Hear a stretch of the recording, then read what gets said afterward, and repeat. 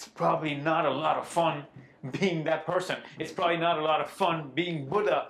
That's probably a whole other discussion to talk about, past life and between lives. I actually had a conversation with a friend that's just fresh in my mind, so I'm bringing that up. But whatever your belief system may be, you came here to be yourself. Stop comparing yourself to what that course says you should be like, right? But when I compare myself with Tony Robbins and say how prolific of a speaker he is, and I start beating myself up for it, now that's not self-acceptance. That's not seeing myself for who I am truly. Hey guys, this is Coach KP, and this is self-acceptance tip number 3. All right, so the first tip, I talked about how we should stop blaming ourselves. If you haven't checked that out, go check that out. Second tip was to find a tribe. And the third tip that I'm going to talk to you about that's going to help you transform your life into a person that is radically accepting of themselves is to stop all comparisons.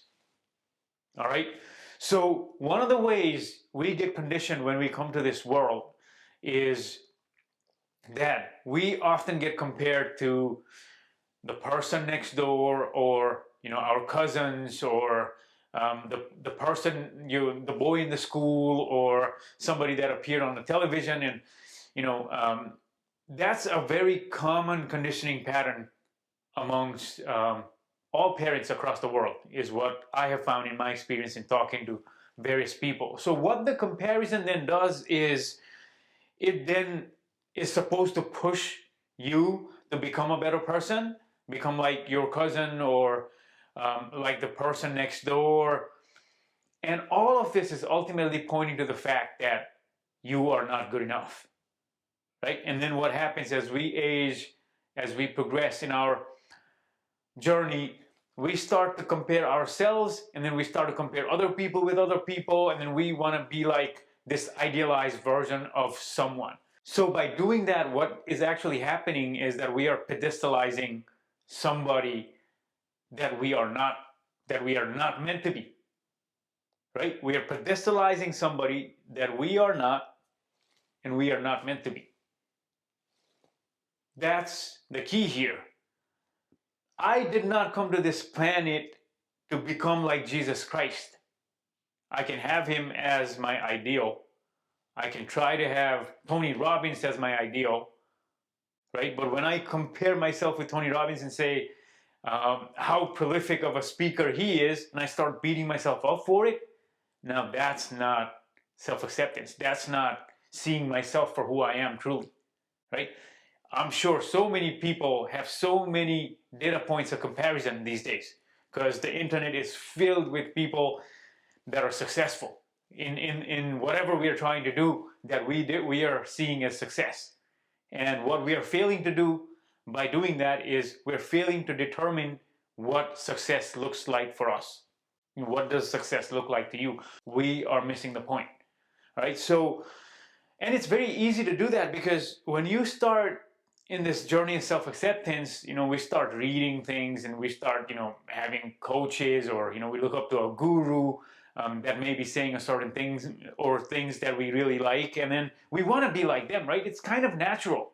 And it may be okay to want to be like them in certain aspects, but we have to realize that it's probably not a lot of fun being that person. It's probably not a lot of fun being Buddha compared to being yourself, right? So you probably do not want to be Buddha. You probably do not want to be Christ, because that's a whole different set of dynamics that they were dealing with in their lifetime that you are not dealing with in your lifetime. And even if you were to get Buddhahood tomorrow, you may not have the impact on the world like Buddha did. So be yourself. Be who you are. Find out what your essence is. Spend more time in self-exploration and less time in comparison with anyone. And there's this thing on the internet about these success gurus and life coaches, including myself, and people send me emails where it's clear to me that they're so deprived of any kind of self-validation that they are looking for validation from all of the external sources, and they're not receiving it and they're miserable, right? So as a part of being a coach, that's my job to pull you out of that. But at the same time, I don't expect any of the people that work with me to try to be like me, because I want them to be like them. And there's a lot of cookie cutter coaching approaches going on out there where they'll have a course design, and they'll say that, okay, this is kind of what an ideal person should be like.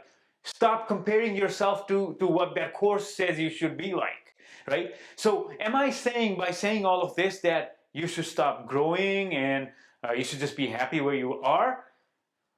I'm not saying that. What I am saying is that you get to define who you want to be as a person, and nobody else does. You may collect data points from all of these sources, but ultimately it's your call. What makes you happy? What makes you feel alive every second of the day? And if something that you're doing is making you feel alive every single second, then that's who you are. And if you're not there yet, that's fine.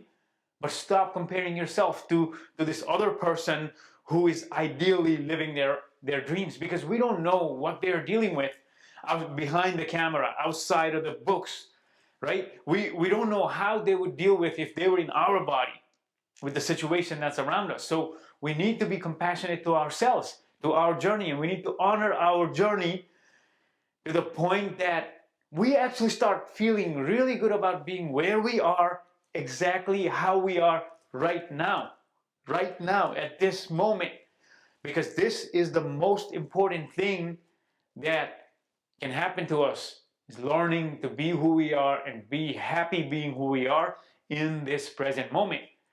A lot of energy, frustration, and time gets invested into being somebody that we are not, right? That's very important, because there is messaging coming from everywhere that you should be like this. This is the ideal image of a man, a woman, or whatever your preference of calling yourself is. There's that idealized version of that, right? There's the Kardashians of the world, and there's the Gallaghers of the world, and there's the Deepak Chopras of the world, and there is religious figures of the world that we should be like. But ultimately, when I die and go where I go after death occurs to me, I will not be evaluated based on who I did not become. I'll be evaluated based on how close to my core, to my essence I was. And when I say evaluate, that's probably a whole other discussion to talk about past life and between lives. I actually had a conversation with a friend that's just fresh in my mind, so I'm bringing that up. But whatever your belief system may be, you came here to be yourself, right? You came here to be you, and unmistakably you, radically you. So it's on you to figure out what that means for you. And that's what the self-acceptance journey is all about. It's finding out who we are, loving who we are, accepting who we are for what we are, right? It's not about being somebody else. Trying to be this other person is a source of misery that takes us out of the present moment. Anything that takes us out of the present moment is toxic in the long run, especially if you've been dealing with self-neglect for a long time, right? That is something that you want to absolutely avoid, and learn to accept yourself for exactly who you are. I know I said it many times in this video, but this third tip might as well be tip number 0, a tip to start all of this off with, because this is so important. I do not want anybody to try to be like anybody else. And that's my message, because you are beautiful just the way you are, exactly how you are. You just need to learn to see that in yourself. Okay, all right, so that's it for today. It's snowing very heavily outside. Let me see if I can show you. Just a little bit maybe, but yeah, it's snowing crazily outside. We're in the middle of a snowstorm. This is Coach KP. Tip number 3. I'll see you in tip number 4. Peace.